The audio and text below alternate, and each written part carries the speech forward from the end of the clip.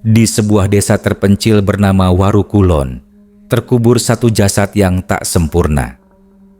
Hujan malam itu membuat tanahnya miring, membuat separuh tubuhnya tertinggal di dunia. Sejak hari itu, setiap malam Jumat, kain kafan basah tercium di udara. Dan siapapun yang menyentuh kain itu akan ikut terkubur bersamanya.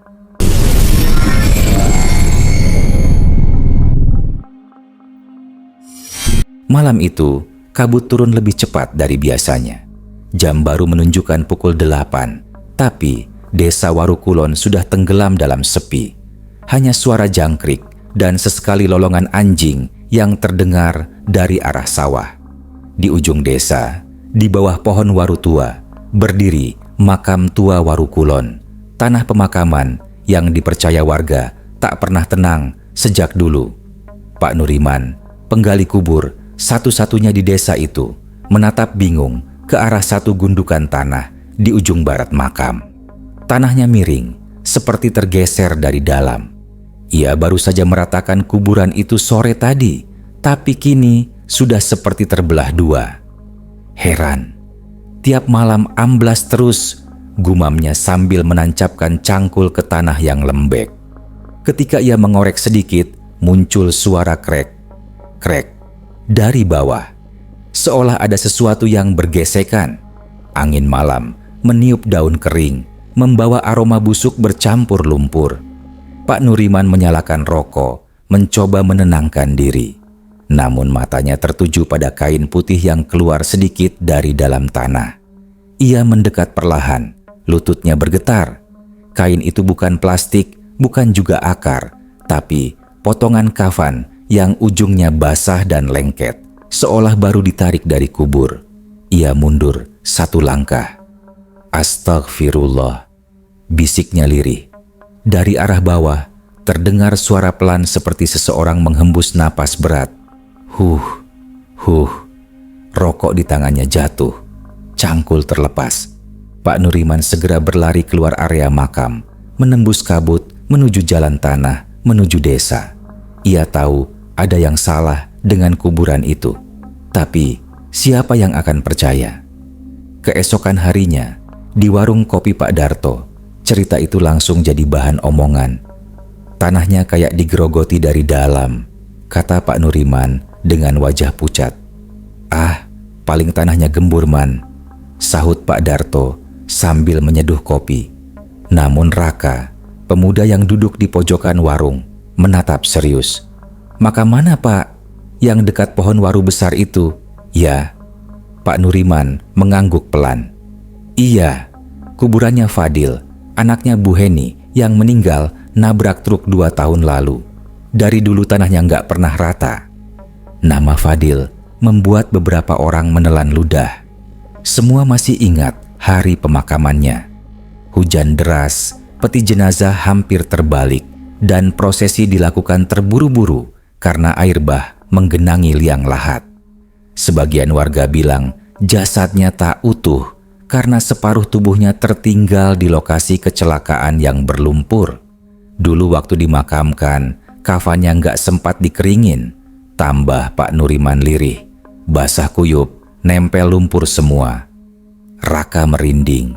Ia teringat sering melewati jalan dekat makam itu tiap malam sepulang nongkrong. Beberapa kali ia mencium bau amis seperti kain basah, tapi tak pernah berpikir aneh-aneh. Malam ini, entah kenapa, rasa penasarannya menggebu. Kalau begitu, nanti malam saya lihat sendiri Pak, ujarnya pelan. Pak Nuriman menatapnya kaget. Jangan sembrono nak, itu bukan urusan orang hidup lagi. Tapi Raka hanya tersenyum kecut. Saya cuma mau lihat beneran amblas atau tidak. Malam pun tiba, langit mendung, tapi hujan urung turun. Raka berjalan sendirian membawa senter kecil dan ponsel yang baterainya tinggal separuh. Jalan menuju makam sepi. Pepohonan pisang di kiri kanan jalan tampak menunduk ditiup angin. Begitu sampai di gerbang makam, hawa dingin menyergap. Senter Raka bergetar di tangan. Ia berjalan pelan menyusuri jalan tanah becek menuju sisi barat ke makam Fadil. Benar saja, tanah kubur itu miring, seperti ada sesuatu yang bergeser dari bawah. Di ujung gundukan, terlihat sobekan kain putih menonjol keluar. Raka jongkok, menyorotkan senter. Saat jarak tinggal sejengkal, angin berhenti berhembus. Sunyi, hanya suara jantungnya sendiri. Tiba-tiba tanah di depan kakinya bergerak. Duk, duk. Kain kafan itu bergoyang, seperti ada yang menarik dari dalam. Raka mundur refleks, nyaris terjatuh. Senter terlempar ke tanah, cahayanya menyorot ke arah lain, dan di ujung cahaya itu terlihat sesuatu yang membuat darahnya membeku. Sebuah kepala, terbungkus kain kafan yang basah, wajahnya menonjol jelas di balik kain tipis itu, muncul setengah dari tanah. Matanya tertutup, tapi dari mulutnya keluar suara berat, serak, dan lirih. Belum selesai, dikubur. Raka menjerit. Ia berlari secepat mungkin, menabrak pagar makam hingga terjungkal ke tanah. Ketika ia menoleh, cahaya senter padam total. Tapi di tengah kegelapan, ia masih bisa mendengar suara itu. Semakin dekat. Tolong, bagian bawahku tertinggal di lumpur. Raka tak lagi berpikir. Ia lari tanpa arah, menembus kabut malam, hingga akhirnya jatuh di depan rumahnya sendiri. Bu Sarti, ibunya, terbangun mendengar suara teriakan anaknya. Raka masuk ke rumah dalam keadaan basah penuh lumpur. Matanya kosong, seperti orang kerasukan. Raka? Astagfirullah, kenapa nak? Tapi Raka hanya bergumam lirih dengan suara gemetar. Dia belum selesai dikubur, Bu. Keesokan paginya, warga menemukan tanah makam Fadil makin miring. Lebih aneh lagi, bekas tapak tangan berlumpur terlihat di sekitar gundukan kubur. Panjangnya hanya setengah dari tubuh manusia normal. Dan mulai malam itu, setiap azan Isya berkumandang, terdengar suara berat dari arah makam, menyeret-nyeret sesuatu. Setengahku masih di sana. Sejak malam di makam itu, Raka tak pernah bisa tidur nyenyak. Setiap kali memejamkan mata, ia melihat wajah pocong yang muncul dari tanah. Setengah tubuhnya masih terkubur, matanya kosong di balik kain kafan basah. Sudah 3 malam berturut-turut, Raka mengigau, memanggil-manggil nama Fadil, meski ia tak pernah mengenalnya secara dekat semasa hidup. Bu Sarti khawatir. Raka, jangan sering lewat makam itu lagi. Ibumu takut, nak, katanya pelan sambil memegang tangan anaknya yang dingin. Raka hanya menatap kosong. Bu, dia minta tolong, katanya. Belum selesai dikubur. Ucapan itu membuat bulu kuduk Bu Sarti berdiri. Ia mengambil air yasin dan memercikannya ke sekitar kamar. Sejak malam kejadian, bau anyir seperti kain basah dan tanah kuburan sering muncul dari bawah ranjang Raka. Kadang disertai suara gesrek, gesrek, seperti ada sesuatu yang menyeret tubuhnya di lantai papan. Sementara itu, di warung kopi Pak Darto, kabar tentang makam Fadil semakin menyebar. Katanya, tanahnya makin amblas ya? Tanya Pak Darto pada Pak Nuriman yang duduk dengan wajah pucat. Iya do, kemarin pagi aku lihat sendiri. Setengah nisan udah tenggelam ke tanah. Anehnya, dari bawah keluar aroma anyir, kayak bau darah basi. Beberapa warga mulai takut melewati area makam selepas maghrib. Mereka percaya arwah Fadil menuntut sesuatu yang belum selesai. Menurut cerita lama yang akhirnya terkuak, saat kecelakaan 2 tahun lalu, tubuh Fadil terjepit di lumpur sawah. Bagian bawah tubuhnya tertinggal di lokasi, dan karena hujan deras serta kondisi darurat, proses pemakaman dilakukan terburu-buru. Waktu itu cuma bagian atasnya aja yang dikafani do, kata Pak Nuriman lirih. Yang bawahnya katanya nggak sempat diambil. Malam keempat setelah insiden, Raka kembali bermimpi aneh. Ia berdiri di tepi sawah yang tergenang, melihat lumpur bergolak sendiri. Dari bawah muncul sesuatu, sebuah tangan pucat dengan kain kafan robek menggeliat, berusaha naik ke permukaan. Suara berat menggema di telinganya. "Kafanku belum selesai. Setengahku masih di bawah. Tolong, sambungkan aku." Raka terbangun dengan tubuh bergetar. Nafasnya tersengal. Saat ia menatap ke arah jendela kamar, terlihat bekas lumpur menempel di kaca, seperti jejak tangan yang baru saja menyentuh dari luar. Ia menelan ludah, berlari ke kamar Bu Sarti. "Bu, ada orang di jendela. Aku dengar suara dari bawah tanah." Bu Sarti keluar dengan senter, menatap kaca itu, dan benar, ada bekas lumpur segar, tapi tak ada siapapun di luar. Malam itu, mereka berdua tidur di ruang tamu sambil membaca doa. Tapi menjelang pukul 2 dini hari, suara gesrek kembali terdengar dari dapur. Raka memberanikan diri menyorot senter ke arah suara itu, dan ia melihat bekas lumpur segar di lantai menuju pintu belakang rumah yang terbuka lebar. Bau busuk langsung menyengat hidung mereka. Di ambang pintu, samar-samar terlihat bayangan putih berdiri membungkuk. Bagian atasnya tegak, tapi dari pinggang ke bawah tidak ada apa-apa. Pocong itu menggantung di udara. Kain kafannya robek di bagian perut, meneteskan lumpur dan darah beku. Matanya terbuka setengah, menatap ke arah Raka. "Kainku belum lengkap. Sambungkan aku." Senter Raka jatuh, dan seisi rumah bergetar halus seolah tanah di bawahnya hidup. Bu Sarti memeluk anaknya, membaca ayat kursi dengan suara bergetar. Sosok itu perlahan memudar di kabut tipis yang merembes dari lantai, meninggalkan jejak lumpur menuju arah sawah. Pagi harinya, Pak Darto datang memberi kabar. "Nuriman gak bisa dihubungi sejak tadi malam," katanya. "Terakhir dia bilang mau ke makam Fadil sendirian." Raka langsung pucat. Ia dan beberapa warga pergi ke makam. Begitu tiba, mereka terkejut. Tanah di kuburan Fadil terbuka sebagian, dan cangkul milik Pak Nuriman tertancap di tengah gundukan tanah yang kini kosong separuh. Tak ada jasad, tak ada kafan, hanya tanah becek dengan bekas seretan menuju arah sawah belakang makam. Pak Darto menutup mulutnya. "Astagfirullah, Nuriman kemana?" Raka hanya memandang tanah itu. Di sana, di antara lumpur, ada potongan kain kafan robek dengan noda lumpur kering, dan tercium aroma busuk yang sangat familiar. Suara berat tiba-tiba terdengar samar dari arah sawah. "Aku belum utuh." Malamnya, desa Warukulon kembali mencekam.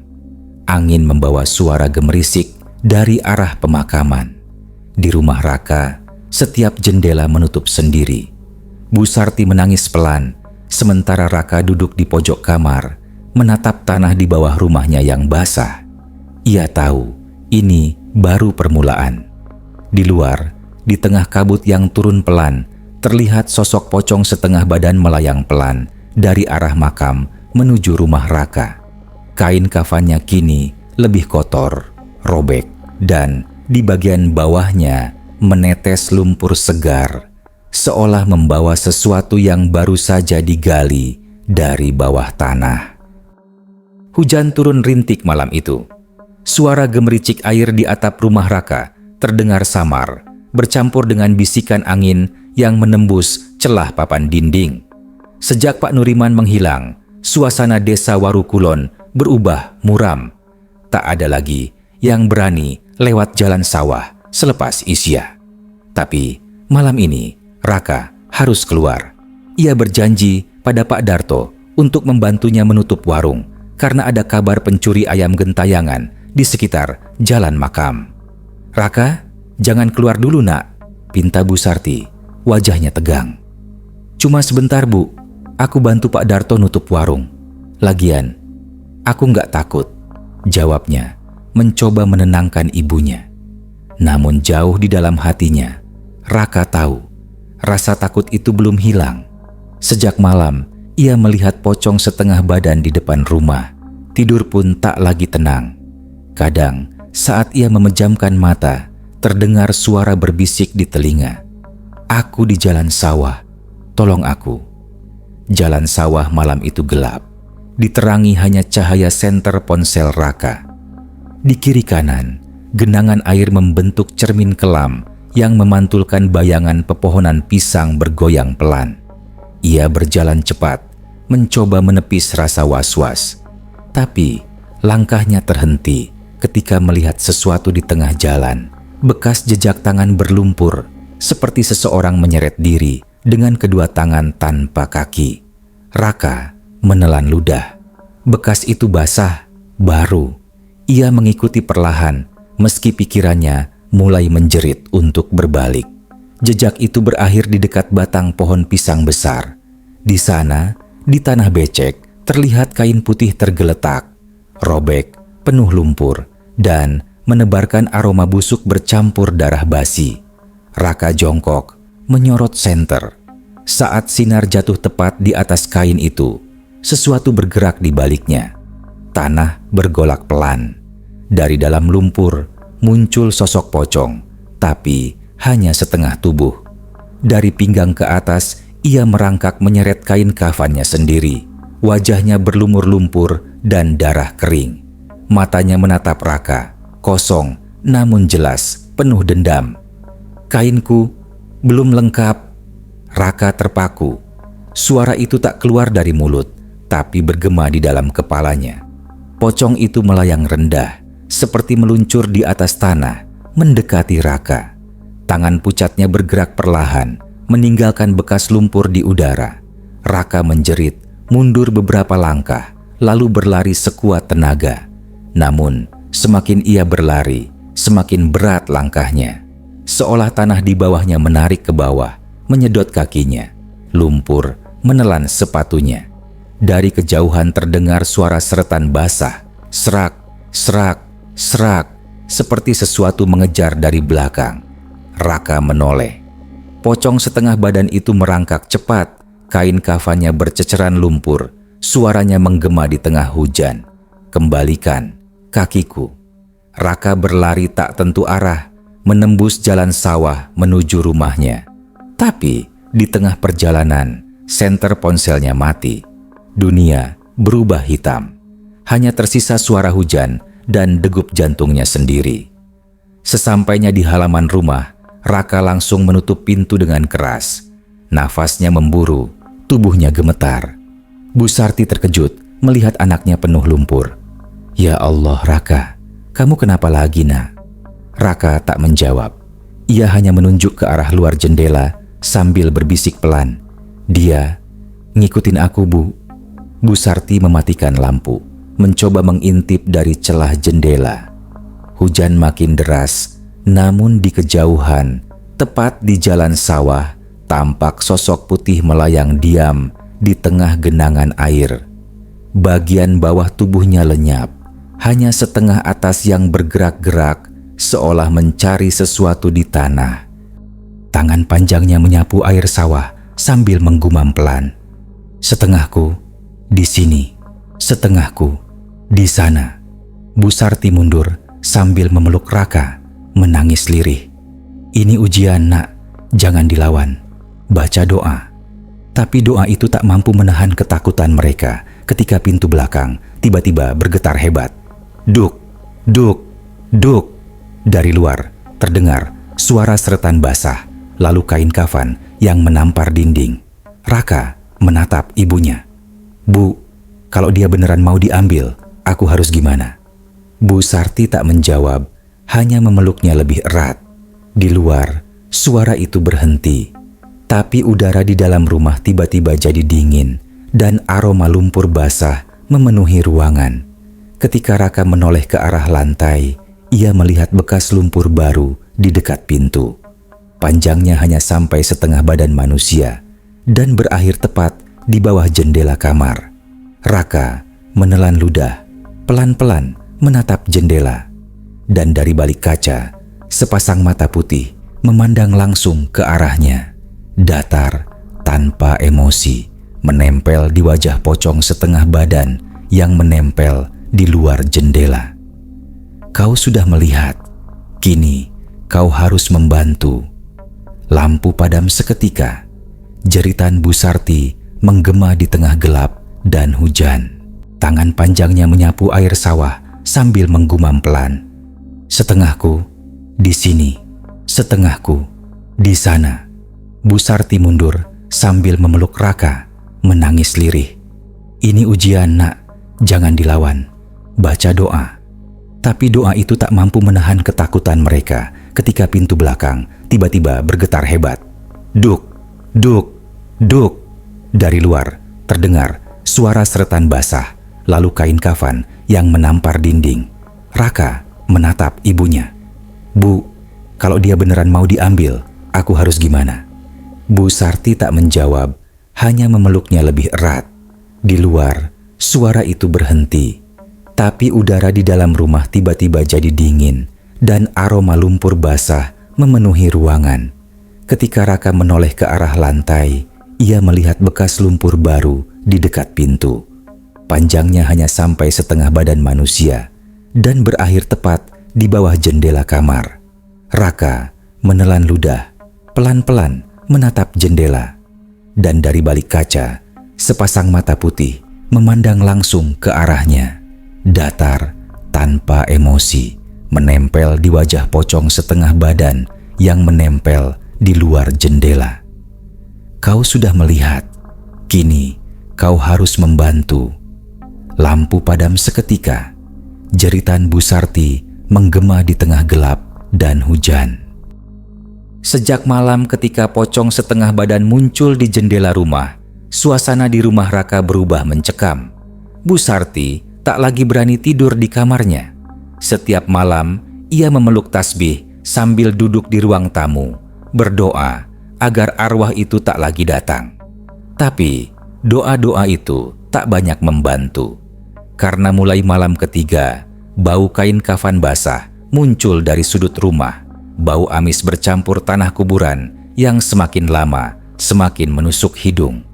Setiap kali Bu Sarti membuka jendela untuk mencari sumbernya, selalu muncul bekas lumpur di bawah kusen, seperti seseorang masuk lewat bawah papan. Malam itu, Raka duduk termenung di kursi bambu, menatap lantai. Hujan deras mengguyur, angin menerpa pintu. Dari arah dapur terdengar suara duk, duk, duk, pelan tapi teratur. Bu, ibu dengar nggak? Bu Sarti diam, lalu menjawab lirih. Itu suara angin, nak. Udah baca ayat kursi aja. Tapi, suara itu bukan angin. Karena tak lama kemudian, aroma busuk menyergap seluruh rumah. Raka menyorotkan senter ke arah dapur, dan matanya langsung terpaku. Di lantai dapur, terlihat bekas tangan berlumpur bergerak sendiri, menyeret sesuatu yang basah ke arah pintu belakang. Dan ketika cahaya senter diarahkan ke sana, selembar kain kafan tergantung di paku dinding, basah, penuh tanah, seperti baru diangkat dari kuburan. Di ujungnya tertulis samar huruf Arab yang terhapus, Fad. Raka gemetar. Ia ingat nama itu, Fadil. Tiba-tiba dari arah bawah lantai terdengar suara berat, seolah ada yang menyeret diri pelan-pelan. Gesrek, gesrek, lantai kayu bergetar halus. Bu Sarti berdiri, air matanya menetes. Jangan, nak, jangan buka, katanya dengan suara parau. Tapi rasa penasaran membuat Raka jongkok dan mengintip celah lantai papan yang sedikit renggang.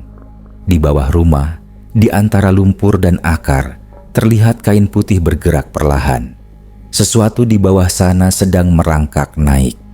Satu tangan pucat keluar dari tanah, mencengkeram papan lantai, disusul dengan setengah tubuh atas pocong Fadil. Dari kain kafan yang sobek, wajahnya menunduk, dan suara lirih keluar dari mulut tertutup kafan. Kainku dikembalikan. Raka terjatuh ke belakang. Lantai bergetar makin keras. Dari celah papan, lumpur menyembur ke atas, menyipratkan tanah dan darah ke wajahnya. Bu Sarti menjerit histeris dan menarik anaknya keluar rumah. Begitu pintu dibuka, mereka melihat pemandangan yang membuat darah membeku. Di halaman belakang, kain kafan panjang terbentang dari arah sawah, membentuk jejak seperti seseorang diseret. Ujungnya mengarah tepat ke pintu dapur rumah mereka. Dan dari arah jauh, di balik kabut hujan, terdengar suara serak memanggil. "Sarti, sambungkan aku." Bu Sarti menutup telinga sambil berteriak membaca ayat, tapi suaranya tenggelam oleh gemuruh hujan. Raka menarik ibunya masuk ke kamar, menutup pintu rapat-rapat, namun suara itu tetap terdengar di dalam kepala mereka, seperti gema dari bawah tanah. Raka menangis ketakutan. "Bu, kenapa harus aku? Dia minta apa?" Bu Sarti menatap anaknya dengan wajah pucat. "Dulu, waktu Fadil meninggal, aku yang bantu jahit kain kafannya di rumah Bu Heni." Raka menatap ibunya tak percaya. "Ibu?" Bu Sarti mengangguk lemah. "Waktu itu hujan deras, kami cuma sempat bungkus bagian atas, bagian bawahnya nggak ada, Nak. Kainnya habis. Aku janji mau sambung lagi kalau sudah tenang, tapi aku lupa." Raka tercekat. Aroma kain basah semakin tajam. Dari bawah pintu kamar, asap tipis bercampur kabut mulai masuk. Seseorang di luar mengetuk pelan. Tok, tok, tok. Lalu terdengar suara serak memanggil lirih. "Sarti, kembalikan kainku." Raka berlari mengambil Al-Quran kecil di meja, membacakan ayat sekuat tenaga. Tapi di luar, bayangan putih melayang di depan pintu.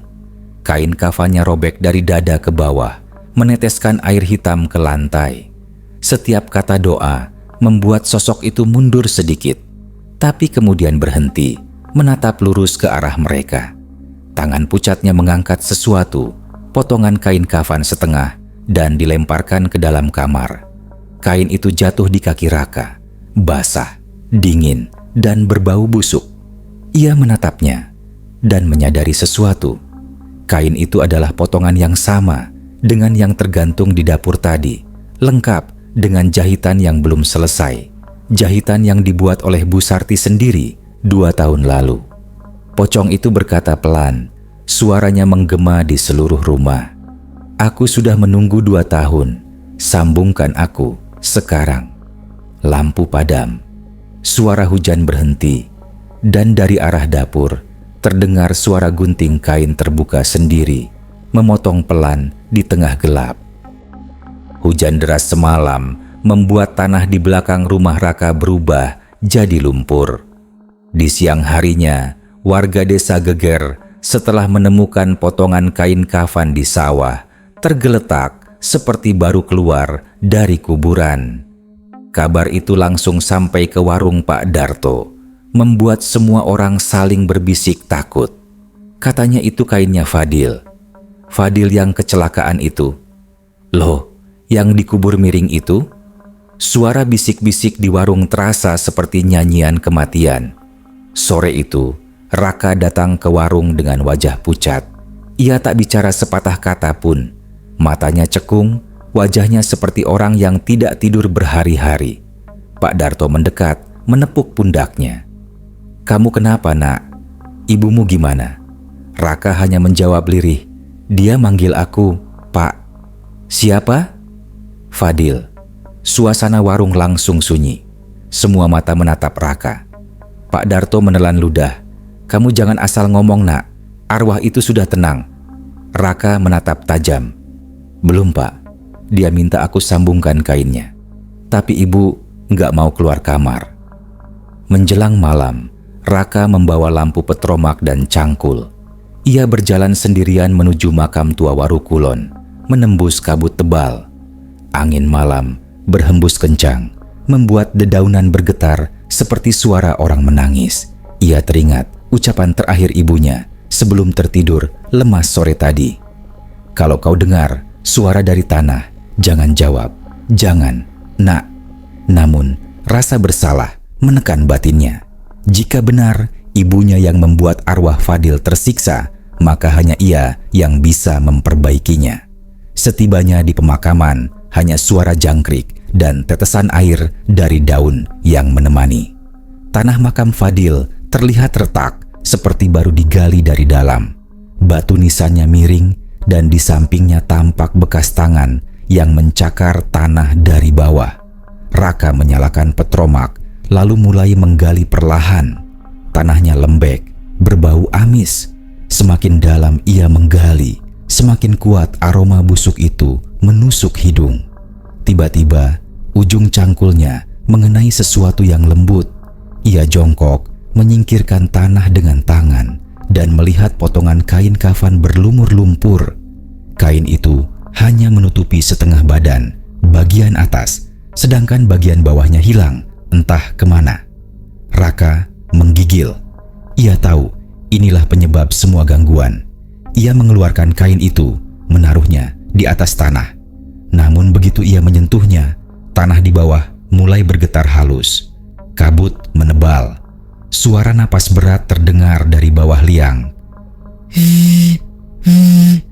Raka mundur satu langkah, tapi tanah di depannya amblas perlahan. Dari dalam liang muncul kepala dan bahu Fadil, terbungkus kafan lusuh, matanya hitam penuh nanah. Mulutnya terkunci oleh kain, tapi suaranya bergema langsung di kepala Raka. "Kau bawa bagian bawahku." Raka menjatuhkan petromak, terhuyung. Api kecil di lampu menyulut sedikit cahaya merah yang memantulkan wajah pocong setengah badan itu. Tangan pucatnya menjulur keluar, mencoba meraih Raka. "Sambungkan aku sebelum azan subuh atau ibumu menggantikan tempatku." Raka menjerit dan berlari meninggalkan makam. Namun baru beberapa meter ia melihat sesosok tubuh lain berdiri di jalan setapak. Pak Nuriman. Tapi wajahnya kaku, matanya kosong, tubuhnya basah oleh lumpur. Ia memegang sesuatu di tangannya, potongan kafan bagian bawah. Pak Nuriman melangkah mendekat tanpa suara. "Ini yang kau cari, Ra." "Pak Nuriman, Bapak masih hidup?" Ia tidak menjawab. Ia hanya tersenyum aneh dan melemparkan kain itu ke arah Raka. Begitu kain menyentuh tanah, tubuh Pak Nuriman ambruk, hancur jadi lumpur busuk di depan mata Raka. Kain itu menempel di kaki Raka, dingin, berat, seperti tangan yang memohon disatukan. Dan dari arah belakang, dari dalam liang kubur yang belum tertutup, suara Fadil kembali bergema. Waktu hampir habis. Raka berlari pulang secepat mungkin membawa kain kafan itu. Tapi begitu sampai di rumah, Bu Sarti sudah berdiri di depan pintu. Wajahnya kosong, matanya menatap lurus. Di tangannya gunting kain yang berlumur tanah. "Raka," katanya dengan suara berat, "kembalikan kain itu ke tempatnya, tapi jangan sambungkan." "Kenapa, Bu? Dia cuma minta disatukan." Bu Sarti menatap langit-langit, suaranya bergetar. "Kalau disatukan, dia akan utuh lagi dan dia akan hidup." Raka terpaku. Ia tak sempat menjawab karena dari arah belakang rumah suara tanah amblas kembali terdengar. Pintu rumah bergetar hebat, jendela terbuka dan angin dingin masuk membawa suara serak yang sama. "Sarti, waktunya habis." Lampu padam. Suara gunting jatuh dan Raka sadar bahwa yang berdiri di depannya bukan lagi ibunya. Malam itu, Desa Warukulon kembali diselimuti kabut. Tak ada satupun warga yang keluar rumah. Semua pintu terkunci, semua lampu dimatikan. Dari kejauhan, hanya terdengar lonceng angin di beranda rumah Raka yang bergoyang pelan, berdenting seperti suara bel kematian. Raka duduk di lantai ruang tamu, tubuhnya gemetar. Di tangannya tergenggam potongan kain kafan bagian bawah yang tadi ia bawa dari makam. Kain itu kini mengering, tapi bau busuknya masih menempel kuat. Ia memandangi kain itu dengan mata nanar, sementara di depannya Bu Sarti berdiri tanpa ekspresi, wajahnya datar seperti mayat. "Bu, kita harus sambungkan ini. Kalau tidak, dia akan datang lagi," suara Raka gemetar. Tapi Bu Sarti tidak menjawab. Ia hanya melangkah perlahan ke arah dapur, mengambil gunting tua dan benang putih. Raka menatapnya, heran. "Bu?" Bu Sarti menatap kain di tangan Raka, lalu berkata, "Pelan, kalau harus disambung, biar aku saja yang melakukannya." Jam dinding berdetak pelan, 00,47 dini hari. Di luar, suara air sawah beriak perlahan. Raka menyalakan lampu petromak di tengah ruangan. Bayangan mereka berdua memantul di dinding, bergetar seperti siluet ritual. Bu Sarti duduk bersila, membentangkan kain kafan itu di lantai. Satu bagian dari rumah terasa lebih dingin dari yang lain. Sudut di dekat kamar, tempat Fadil pernah muncul di jendela. Dari sana muncul embusan udara lembab, membawa bisikan lirih. "Sambungkan aku." Bu Sarti mulai menjahit. Jarum bergerak perlahan, menusuk kain putih yang kaku dan berdebu tanah. Setiap tusukan menimbulkan suara crek, crek, pelan. Namun, setiap kali benang masuk, tanah di luar rumah berguncang halus, seolah ada sesuatu di dalam bumi yang merasakan tiap jahitan itu. Raka memperhatikan dengan cemas. "Bu, mungkin sebaiknya kita berhenti." "Ini salah." Bu Sarti tak menjawab. Tangannya terus bergerak. Matanya tak lagi seperti manusia, kosong, hitam, dan basah oleh air mata yang menetes tanpa henti. Tiba-tiba, lampu petromak bergetar, lalu padam. Rumah tenggelam dalam gelap. Raka segera mengambil senter, tapi saat cahayanya menyala, Bu Sarti sudah tidak ada di depannya. Yang tersisa hanya kain kafan panjang, yang kini sudah tersambung sempurna. Dari arah pintu, suara lumpur bergeser pelan. Gesrek, gesrek.